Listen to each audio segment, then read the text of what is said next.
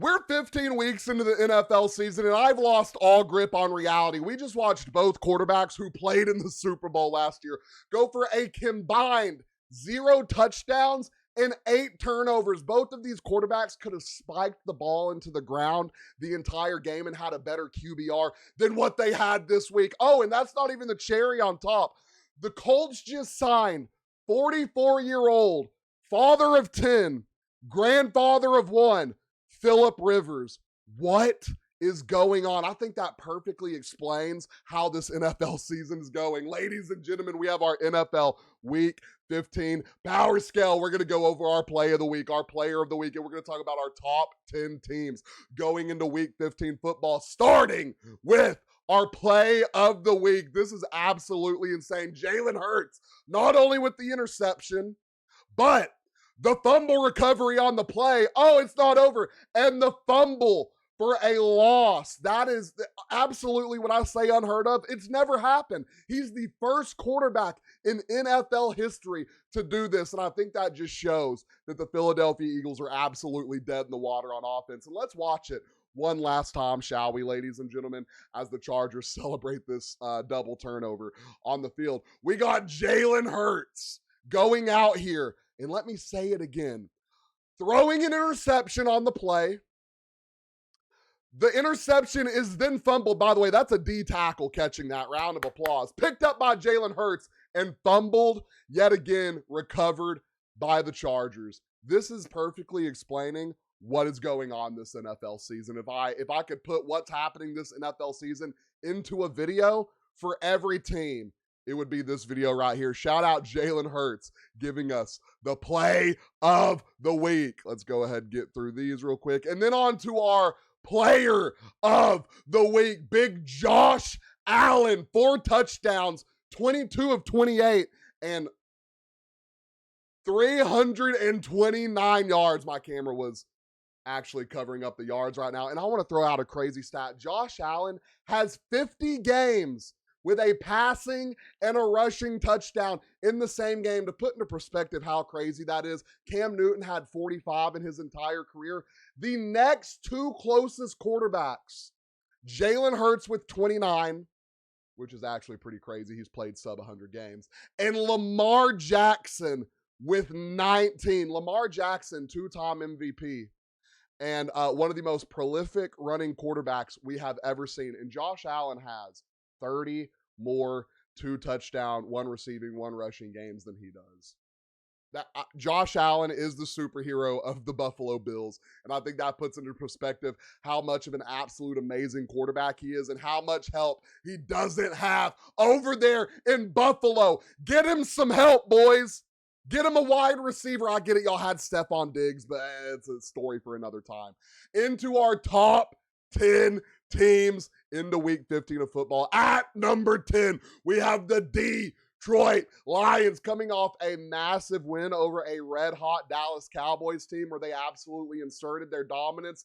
Massive loss on the defensive side of the ball. I don't get why this defense can't stay healthy. Well, I can kind of get it. They're absolutely ruthless and relentless on the defensive side of the ball, and their bodies just can't handle it down the line. Brian Branch, torn Achilles. Now, I get they've had so many losses in the secondary. This is the one loss you could not afford if you were the Detroit Lions. But the way that Dan Campbell can will that next guy to play football is absolutely ridiculous. Can they close the year out? They have the Rams, Steelers, Vikings, and Bears. That's a pretty tough schedule. You got the Rams, who are red hot. You got the Steelers fighting for their playoff hopes. You got the Vikings with 9. It's a division game, so it's going to be interesting regardless. And then you have Caleb Williams and the Bears, who are potentially at the end of the year going to be playing the Detroit Lions for a wild card spot. So anything can happen for the Detroit Lions at this point. I'm just happy to welcome them back to the top 10. I'm not really happy. I hate Jared Goff as a Seattle fan. Go Seattle Seahawks. 12's down in the comments if you're with me on that. At number 9, the Houston Texans, who I don't think have been ranked in our top 10 since week 1. They have been on an absolute diabolical tear. Obviously not ranked last week. And everyone was like, why haven't you put the Texans in? Why haven't you put the Texans in? The offense is absolutely atrocious. You just Is Woody Marks out? I can't remember if he came back or not. He got hurt. The run game's battered and beat up. The pass game hasn't been great this year. But the fact they're in the top 10 is because of the defense. They go hunting on that D-line, ladies and gentlemen, and that just opens up the secondary to play absolute lockdown basketball. Kamari Lassiter, dog. Stingley, dog. Azeez Al-Shaair, dog. Lord, I feel like I feel like not naming the complete entire defense. It's Petrie, dog. This team is crafted, cultivated, and made to go on a Super Bowl run. Dear Lord, do not need it to happen. They have to close out the season against the Cardinals, Raiders, Chargers, Colts. A little bit easier. Colts, having father time at quarterback. Cardinals have been getting railed week after week after week after week. Raiders are terrible. And the Chargers, they have no identity right now. They're losing lineman after lineman. They can't pass the ball. Thankfully, they got Amarion Hampton back. We have the Houston Texans at number 9. We have to see more from C.J. Stroud. It's kind of how I feel about the Denver Broncos. If the offense can get consistent, this could be a ring run for either of those teams. At number 8, Caleb Williams and the Chicago Bears, falling from our number 3 spot. I feel like number 3 was probably a little bit too high for them last week. They couldn't close out the game against the Packers where they had an opportunity. Where Caleb Williams, I want to say uncharacteristically, but sometimes it is characteristically, throws an interception into the secondary, into a single man coverage, just underthrows the ball, really didn't give the receiver a chance. And you look at the play, you got DJ Moore open, you have several guys open, you just force it into the end zone. It just looks like something that could have absolutely, I just spit on my camera. Lord have mercy, where's that at? Could have absolutely been avoided. So Caleb Williams does have to get better at controlling the ball. Just make some mistakes. DJ Moore, how about we get out there and do something? And this is absolutely stemming from him losing me a fantasy football game, getting me out of playoffs. DJ Moore, you will never see my fantasy football lineup ever again, you absolute bum. I do like DJ Moore. I do want to throw that out there. The defense is looking amazing.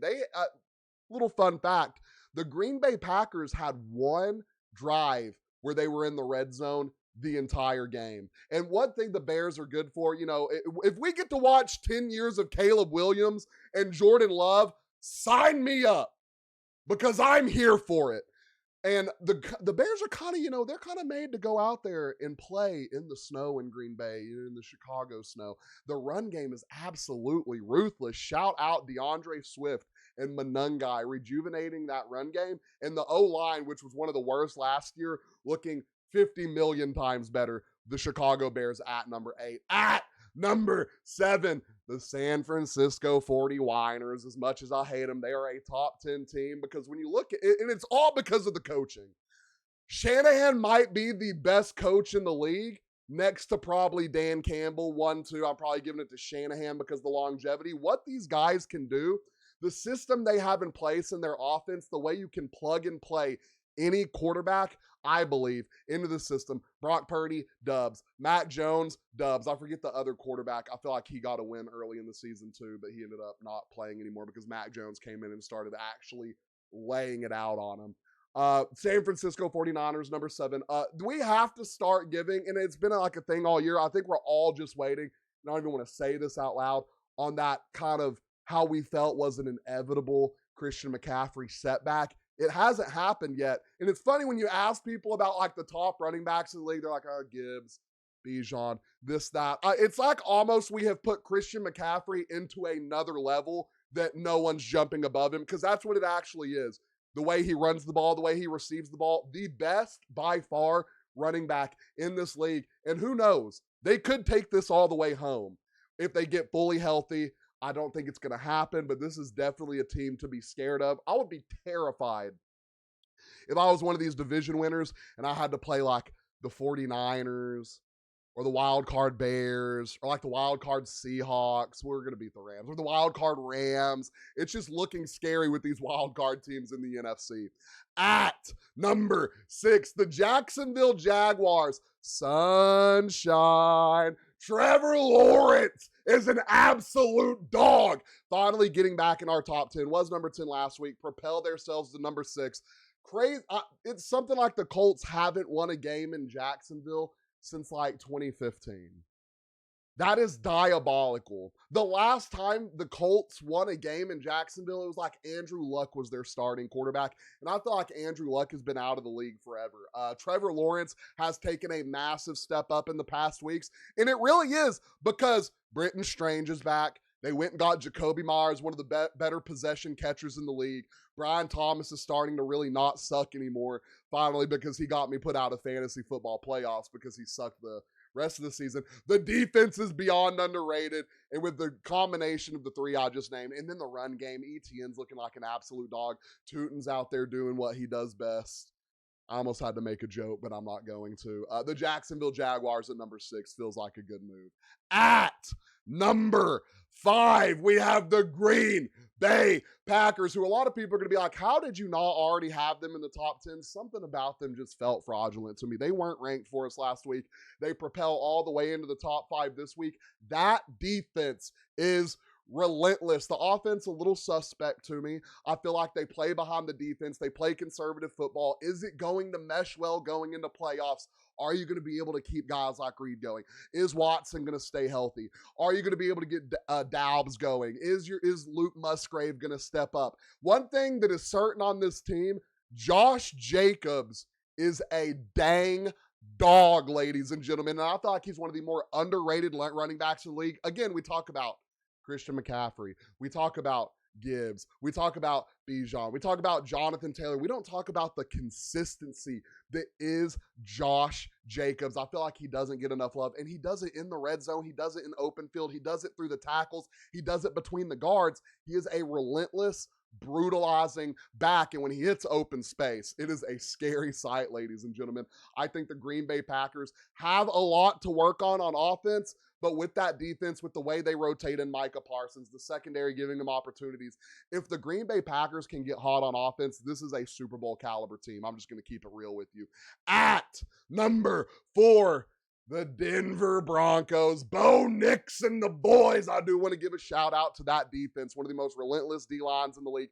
Again, it's going to sound like I'm talking about the Houston Texans. It's going to sound like I'm beating it with a bat over and over again. The run game isn't established, a little beat up. The wide receiver core isn't amazing. The quarterback play isn't great until the second half, but it can go out there and get it done when it needs to get it done. The D-line, relentless. The cornerbacks, relentless. The linebacker core, relentless. That's really what's keeping the Broncos and the Texans in these top 10s in playoff contention, and just absolutely, it's like the Texans just had a harder schedule than the Denver Broncos. Let's put it like that. That's why they're not all the way up here. That's why they're not on this absolute insane win streak. The Texans had like the 3rd hardest schedule in the league. The Denver Broncos haven't played those hard teams in the times they have that the Houston Texans did. Not taking anything away from the Denver Broncos. Again, a team that if the offense, if Bo Nix can get it going, if Sutton can get it going, if the run game can get it going, this would be a devastatingly scary team going into playoffs. At number 3, the LA Rams. Yeah. Sorry, if you don't watch WWE, you're not going to really get that reference. Let me scroll through my notes. The Kyren Williams and, oh my Lord, I put the Kyren and Williams duo. Kyren Williams and Blake Corum duo heating up in the month of December is terrifying. Not only is Kyren not having to do all the red zone work now because Blake Corum is an absolute devastating red zone back. You got guys you can switch in, switch out, stay healthy, stay healthy and keep rejuvenated as you go through the months of December into playoffs in January and potentially all the way to the Super Bowl. And you don't want to run the ball? Oh, okay, we'll throw it to Devontae Adams. Oh, okay, we'll throw it to Puka Nacua, who is averaging the most yards at receiver this year. What's his name? Colby Parkinson, their tight end, who's coming full circle. This is one of the most complete offenses in the league. The defense, it gets a little streaky. It lets up plays sometimes, and sometimes it can lock in and be absolutely ruthless. Still a young defense, still a young team. Anything can happen in playoffs with young teams like this. We have the LA Rams at number 3. And at number 2, let me go ahead and get it in the comments, ladies and gentlemen. Let me get the Hawks at number 2. The one thing scaring me about this team right now is I know deep down, and it makes me sick to my stomach, what Sam Darnold is probably going to go ahead and do to us in the playoffs. He did it to the Vikings last year. Granted, their O-line isn't great. I want to tell y'all, the Seattle Seahawks O-line isn't amazing either, ladies and gentlemen. I'm hoping he learned from last year, and I hope we have the team we can put together where we can really control the middle of the field, control deep downfield, run the ball, get it off, so Sam Darnold doesn't go out there and throw 4 interceptions and lose us a playoff game. We are mauling teams, and I don't care what teams they are. Yeah, it's the Falcons. Yeah, it's the Vikings. We are decimating teams in a league where it's not granted to do that any given Sunday. You're out here talking about how good the defense is for the Broncos, how good the defense is for the Texans. 1, we spanked the Texans as good as their defense is. 2, their offenses, neither of them are as good as ours, and our defense is as good as ours. The way we're pass rushing the quarterback, the way our secondary is locking up. I want to give y'all a fun fact real quick.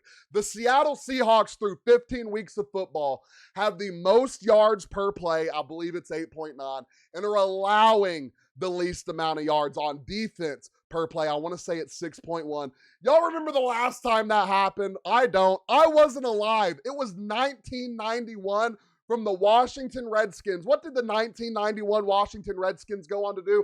Oh, they went on to win the mother flipping Super Bowl. It is ring season for my Seattle Seahawks, ladies and gentlemen. And at number 1, the New England Patriots. Dominating, decimating teams. And I get, oh, they haven't played anyone. Oh, when they really play someone, example the Bills, example the Bucks, we just keep moving to go, what do y'all want them to play? Y'all want them to play like Seattle, LA, Denver, Packers, Jags, all in order, something like that, and go through and just decimate them all? This team is scary. 1, it's very young. That's my gripe about it. It's not really a gripe. They can't help it. All the young guys are playing immaculate football. The Patriots have like an insane 10-1 record when Gonzalez is on the field on the defensive side of the ball. That is mind-blowing. The D-line is solid. The cornerbacks are solid. The linebacker course, a lot of solid defensive teams this year. I want to put that out. But then, this is the thing the New England Patriots do better than the Denver Broncos, do better than the Houston Texans. They will boat race you, ladies and gentlemen. Oh, you want to go score for score? Drake May will put that mother fricker down the field, chat. He will put it down the field. He will put it through the air. He will put it downfield with his feet. Henderson will run the ball. Whatever they got to do to get to that end zone, Drake May is getting it done. This offense, and really not one of the best wide receiver cores in the league. They're getting it done with Stephon Diggs off an ACL tear, or was it an Achilles tear? I think it was an ACL. Keyshawn, booty, rocking every. I cannot say his name without singing that song. I'm sorry. And just Mac Hollins. You know what this is kind of reminiscent of? Josh Allen. I just want to throw that out there. Josh Allen in his MVP season. That's just my opinion. At number 1, the New England Patriots. Ladies and gentlemen, those are our top 10 teams heading into Week 15 football. If you think someone's too high, if you think someone's too low, if you think someone should be in, if you think someone should be out, let us know down in the comments. Don't forget, like and follow.